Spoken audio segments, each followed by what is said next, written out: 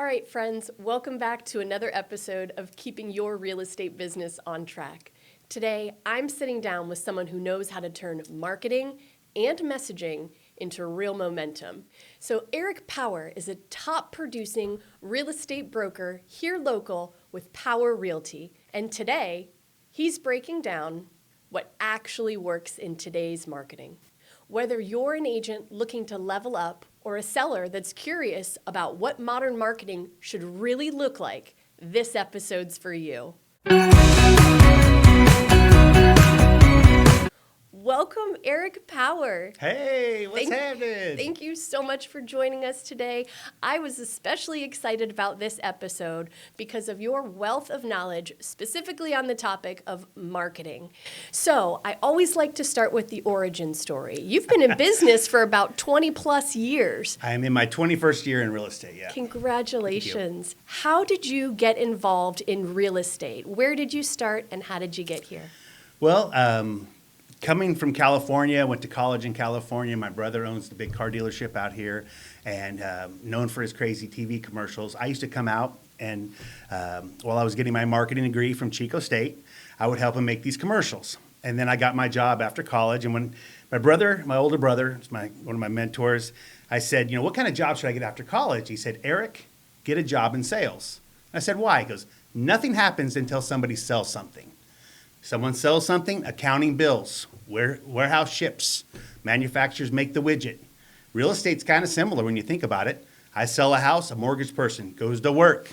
A title person does the title. The survey guy does the survey. The inspection guy gets a new customer.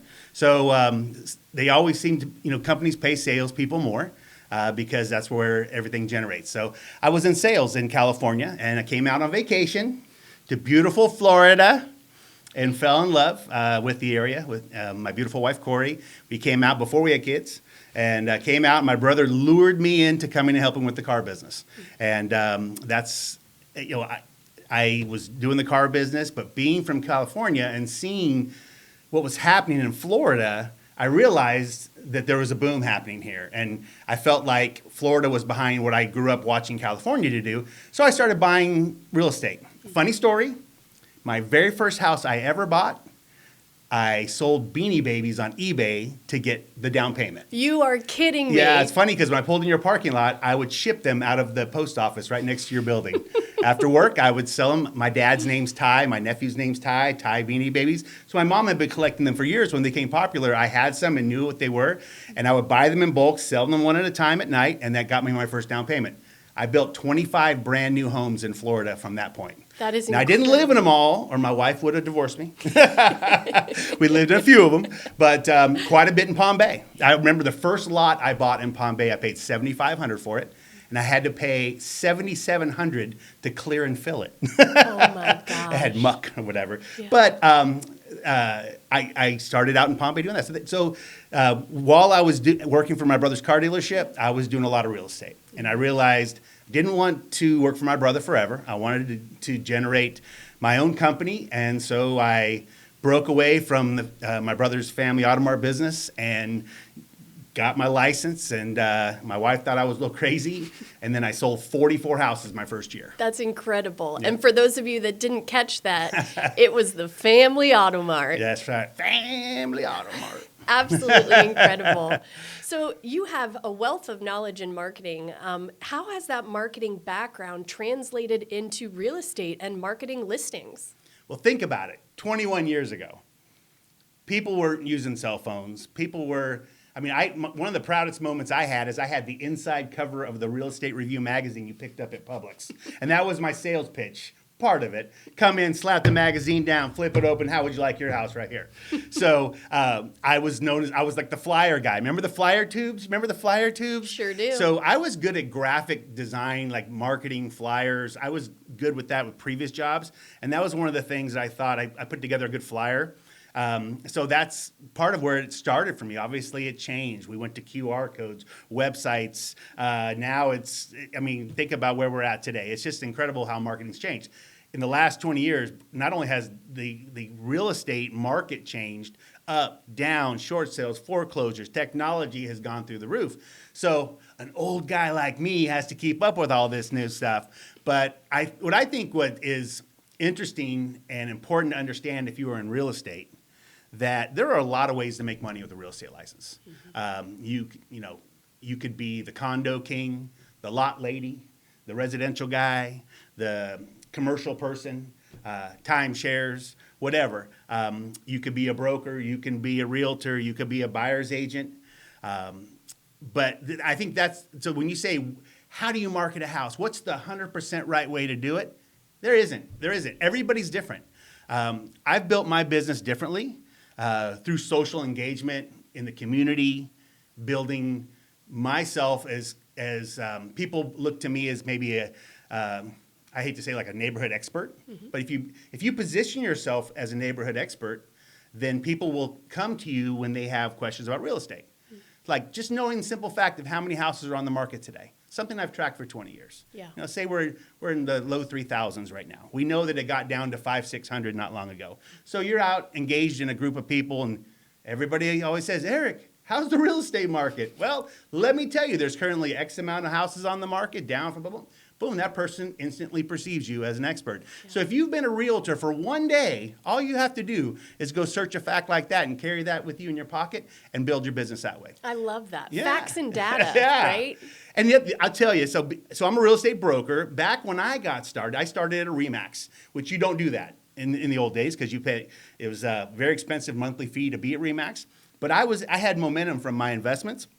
And like I said, I sold 44 houses my first year. You only had to be a realtor for a year to become a broker back then. It's 2 years now. So almost a year to the date, I took the test, and I left RE/MAX Absolute and created Power Realty. And so I've trained a lot of people over the years. But really what I realize is I like being the frontline guy. So yes, I'm a broker. I have the additional licensing, training, whatever, and I have people that work under me. But I like going out and selling houses. But I also like keeping as much of that commission as I can. Sorry. And that was that was the way, like I said, there's so many ways to make money in this business. So then I was able to train people, bring people in, and I realized that, I had a lot of luck, momentum. There's so many great things that happened to me to get my business going. Not everybody has that. And unfortunately, a lot of people get into real estate and they don't make it. But one of the biggest things that I say to people is, if you want to become a realtor, you want to be successful, you have to be comfortable telling people you're a realtor. You want to talk about marketing? You have to let everybody know. Yes, I understand. We're not selling Amway here, but you have to let people know. And so I would engage my agents to put magnets on their cars. This is 20 years ago. And it worked. You're showing a house. A guy drives by with his family, sees the magnet. Can we see the house too? And you generate business. So how I've built my business is through relationships. I don't pay Zillow for leads, which is very common now. Let's be honest, the big names out there are attracting, and they're sucking a lot of leads out of the internet, where in the old days we were able to gather them ourselves through our websites. I decided that I wanted to build a more organic type of marketing plan that helped. There's nothing better than a friend telling another friend, you need to use Eric Power. Right. It comes with that recommendation, right? Right. Everyone's going to expect you to say positive things about yourself if you're trying to sell them something. But when somebody else says something positive about you, that's like a stamp of approval, right? Absolutely. Yeah. And one of my many lines, but in my real estate listing presentation, is I give 100% ironclad satisfaction guarantee. I invest my time, money, and effort. You owe me nothing unless I bring you a ready, willing, and able buyer that closes on your home. You just met me a half hour ago. Aunt Susie recommended you to me, but I'm here to tell you I'm the no-risk way to list your house. I'm not going to have a fee if we don't close. And why do I offer this? Because I want to give you peace of mind. And also, guess what? I'm going to sell your house. You're not going to fire me. You're going to keep me, and we're going to get this done. I love that. Yes. The power money back guarantee. Have a powerful day. You are a wealth of knowledge when it comes to marketing. What advice can you give other agents out there that maybe feel like there's something missing from their marketing? Is there one piece of advice that you could give? The biggest thing is, being in real estate, we get hit with texts and messages, emails. Everybody wants to sell us something, some program, leads, whatever. And I realized that, someone gets into real estate and they want to play real estate. I'm going to get myself a laptop, a convertible Sebring. Start to look the part. Yeah, they want to play real estate. Here's what it is. Once you find a marketing program that works for you, you duplicate it over and over. And it's so easy. You can't just blast out. Great example. In the early days, I did a lot of postcards. But I also looked at, well, say I want to be the neighborhood expert of that neighborhood. But then I look at the sales stats, and they only sell 2 houses per year in that neighborhood. Maybe I don't need to spend my money there to try to be one of those 2 people. That's why, even though when I first started real estate, I was in North Merritt Island, everything I did was in Palm Bay. Not as glamorous down there. But guess what? My joke is I've made $1 million in Palm Bay, but I've never stayed the night there. But it's true. I could tell you, say a street, or I could tell you the unit in city water sewer. I hit those areas because there was a lot of sales down there, and I was trying to create transactions and build my business. So even though I was 30 minutes north, I couldn't. I don't know if you know much about Merritt Island, but there's very territorial realtors out there. Yeah. And there's a lot of us out there. So I did that. And those postcards really launched my career. Now are postcards as effective? Maybe not. I threw about 7 of them away this week that I got from people at my house. But again, if it works for you, I have to tell you, one of the biggest things that's worked for me and has created a vein of business that's really allowed my company to succeed is open houses. Yeah. So many agents don't want to do them. I found out at my first year in real estate when everybody just wanted to be a listing agent. Oh, nobody wanted to be a buyer's agent. That was down here, listing agents up here. And I was like, they feed each other. Yeah. A real healthy business is a 50-50 business where 50% are buyers and 50% are listings. Because you get a listing, you get a sign, and someone calls, or an open house. I sell a lot of my own listings. Matter of fact, I just closed one in November. It's the 3rd time I sold it. So someone called me. I don't get it at all, but I threw an open house and threw a phone call, and I got both sides of it 2 of the 3 times. And so open houses have been good. And I could tell you, I can go back. It's like the Vidal Sassoon. He told 2 people, she told 2 people. But there's some open houses, specific events, watershed events in my real estate career that shot me in a direction to meet people that recommended me to other people that still feed my family today. I love the fact that you mentioned that you basically went for the need. People wanted to immediately be a listing agent, but there was a need for buyer's agent. People were steering clear of Palm Bay, but you saw the need for it. So you rushed towards the need and just doubled down on that. I absolutely love that. Let's talk a little bit about the social media side of things. So there's video, there's branding, there's social media. Tell me a little bit about your strategy when it comes to being on camera. Well, okay. Well, even today, I posted a picture of myself with my name badge. Mm-hmm. Guess who's going to be on the Morgan Financial Podcast today? Goes to Facebook. So Facebook is free. Obviously, you can spend money there. What a great way. They always talk about sphere of influence in marketing. Marketing is differentiating yourself in the eye of the consumer, being top of mind when they need your services. How often does someone need a realtor? Maybe every 5-7 years. Facebook. My mom says I post too many pictures about real estate. Sorry, Mom. But the reality is I have to keep top of mind. I mean, I have so many great friends in real estate, and we all are on Facebook, and we're all a little egotistical, sherry type people. Look at, I listed one, I sold one, yay. I don't hear people in other industries going, well, look what I made today, a widget. Yeah. But it's a great way. I've used social media. And I obviously my personal page has been much stronger than my company page. And I went with it. Again, pick what works and go with it. No, I don't post real estate all day. I don't every single sale or every single inspection it doesn't go on there. I love sharing my family on Facebook. Yeah. I love Facebook memories of my family, my children. I've got 3 wonderful children that are growing up on me. And I trickle in what I do, reminding people that, when you need a real estate person, give me a call. Another part of marketing and with Facebook that I think all realtors need to learn is you're not just marketing to potential buyers and sellers. You are marketing to other people you do business with. Mm-hmm. Supporting other realtors and brokers and inspection companies and mortgage companies is absolutely the recipe to success. I see, and one of the points that I point out in my listing presentation is my relationship with other realtors. I am a deal maker, not a breaker. And I joke and call myself the mayor of Vieira sometimes. But I have to admit, if people that have done business with me understand that I want to make it happen. Yeah. And I'm here to fight for my clients' wants and needs. And I'm not going to put my, sometimes I feel like realtors are fighting for something their client doesn't even ask for. Right. Because they think their client should get it. What does your client want? Let's make this deal happen. Obviously you have the listing of the property, which is extremely important, the marketing, the photography, the cool aerials and videos and the presentation. And then you have the showings and managing those people, creating a connection with other realtors. Then you have the contract, the negotiation. You get a contract, but guess what? You have an inspection. It feels like a renegotiation.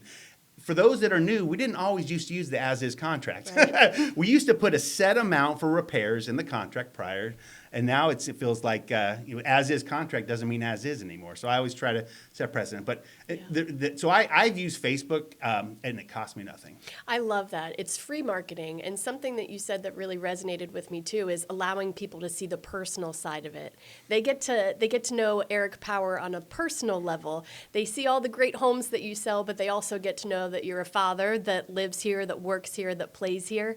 And something that I heard the other day that was pretty powerful for me too was you're not the main character of the story, right? So you're allowing people to get a glimpse into what your life is like, and it allows them to picture themselves in that setting and become the main character of the story. So that's absolutely incredible. And yes, free marketing. Free marketing is great. So I'm going to change tune a little bit and talk about the listing side of things. And if you've ever had a listing that didn't necessarily go the way that you had planned. Just one? Pick your favorite one and walk me down memory lane. I'll tell you. So as a real estate agent and a broker in 20 plus years, I've been involved in over 1,700 sales and leases. And as a realtor, I thought, I'll be a broker. It'll be so cool. And then I realized what it's like to manage other people and realized that my license is contingent on what they're doing ethically out there in the field. But one of the earlier had a house listed on my street. A military wife comes to town. Husband's very high ranking, I believe in the Navy, like the head guy going to Port Canaveral or whatever. She bought the house. She bought our house, and they allowed... They were going to the final walkthrough. I had to be present for the final walkthrough, even though it wasn't my client. I had the seller. Mm-hmm. The husband saw it for the first time, and he did not like it, and he was unhappy. Oh, no. And he gave me lots of nonverbal, but I was trying to be Mr. Cheery Eric Power. How you doing? I sent something. He went to the closing. He signed the papers, then told the title company, do not fund this deal. He went out that afternoon, bought another house, sent us a cancellation after signing closing papers, and wanted all of his deposit back. So I'm talking about a learning experience. So it's never closed until the check cashes. Mm-hmm. Don't so count my your chickens. clients, I said, hey, my client was a medical professional. He's a busy guy. I said, hey, do you want to fight this? Are we going to fight over $6,000? And so we came up to an amicable distribution of the money. We allowed him to cancel. I went back to square one. The best part of the story is the family that eventually bought that home on my street had a bunch of kids, and they are amazing family. And my kids have been friends with their kids ever since. Everything happens for the reason. So it ended up being a wonderful ended story, but it also, what a nerve-wracking time as a young realtor to have that happen. Like literally closed at the title company, but do not fund. So I think people don't understand. It's never over till it's over. Sometimes I'll get a contract and my clients on their home will say, I'm so glad this is done. I'm thinking, we just getting started. just getting started. Anything can happen. Yeah.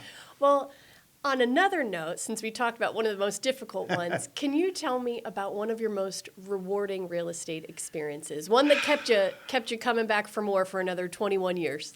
Well, I love when you build a plan and it works out. I talk, because there's so many in my mind, but recently this one that I just sold in November, it was a big $1 million home, beautiful home. The time before I listed it, I did an open house, and people walked in, didn't know me from anybody. And they trusted me. and they bought the house. And then I ended up helping their family buy a couple. And this is so funny because they came to the open house. This is 2021, so market was heating up.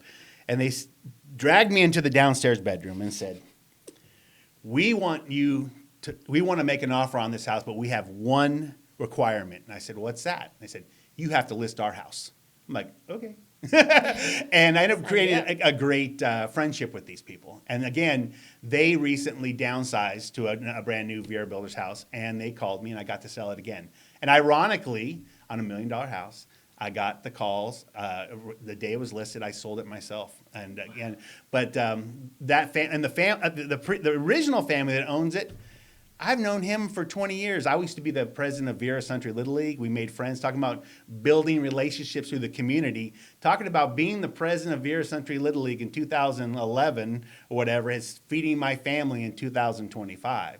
But that's part of marketing too, how you present yourself out there, because everyone's always looking. And if they know what you do, they're considering, could he be the guy or could she be the gal that I turn to for one of the biggest investments of my life?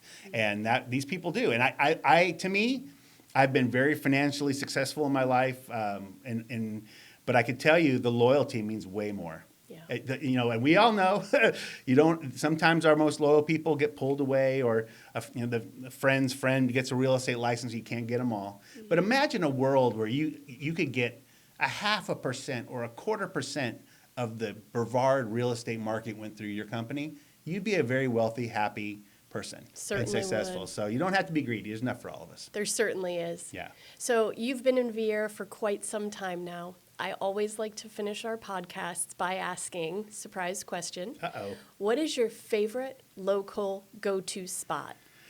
Wow. It can be food, it can be entertainment. It's interesting because I graduated from Chico State, which is its claim to fame. It was the #1 party school in America in Playboy magazine. So, so party like a rock star. So later in life, I did not party or drink, got past all that, right? But now I go out every now and again. I'm trying to, it may shock you, but my New Year's resolution a couple years ago was to be more social outside.